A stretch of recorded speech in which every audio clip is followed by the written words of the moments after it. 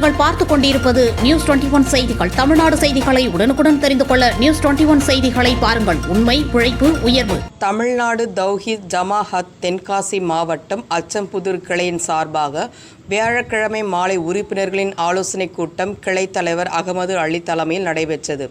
இதில் கீழ்க்கண்ட தீர்மானங்கள் நிறைவேற்றப்பட்டன. சமீப காலமாக தென்காசி மாவட்டம் முழுவதும் கஞ்சா புகையிலை பழக்கங்கள் அதிகரித்து வரும் சூழலில் முற்றிலுமாக தடுத்திட அது சம்பந்தப்பட்ட அரசு அதிகாரிகள் உடனடியாக நடவடிக்கை எடுக்கப்பட வேண்டும்.